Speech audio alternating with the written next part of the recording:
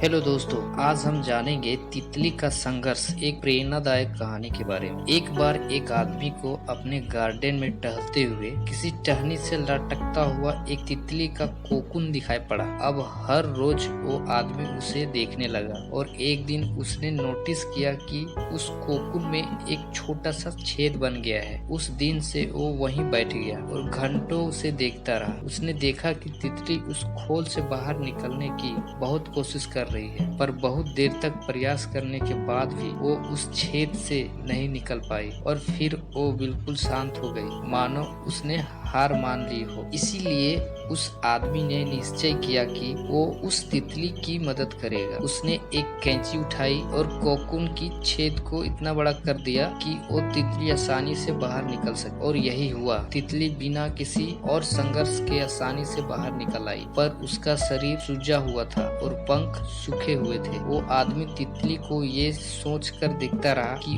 वो किसी भी वक्त अपने पंख फैलाकर उड़ने लगेगी, पर ऐसा कुछ भी नहीं हुआ। उसके विपरीत बेचारी तितली कभी उड़ ही नहीं पाई और उसे अपनी बाकी की जिंदगी इधर उधर घिसटते हुए बितानी पड़ी। वो आदमी अपनी दया और जल्दबाजी में ये नहीं समझ पाया कि दरअसल कोकून से निकलने की प्रक्रिया को प्रकृति ने इतना कठिन इसलिए बनाया है ताकि ऐसा करने से तितली के शरीर में मौजूद तरल उसके पंखों में पहुंच सके और वो छेद से बाहर निकलते ही उड़ सके। वास्तव में कभी कभी हमारे जीवन में संघर्ष ही वो चीज होती है जिसकी हमें सचमुच आवश्यकता होती है। यदि हम बिना किसी स्ट्रगल के सब कुछ पाने लगे तो हम भी एक अपंग के समान हो जाएंगे। बिना परिश्रम और संघर्ष के हम कभी इतने मजबूत नहीं बन सकते हैं जितना हमारी क्षमता है। इसीलिए जीवन में आने वाली कठिन पलों को सकारात्मक दृष्टिकोण से देखिए। वो आपको कुछ ऐसा सिखा जाएगा जो आपकी जिंदगी की उड़ान को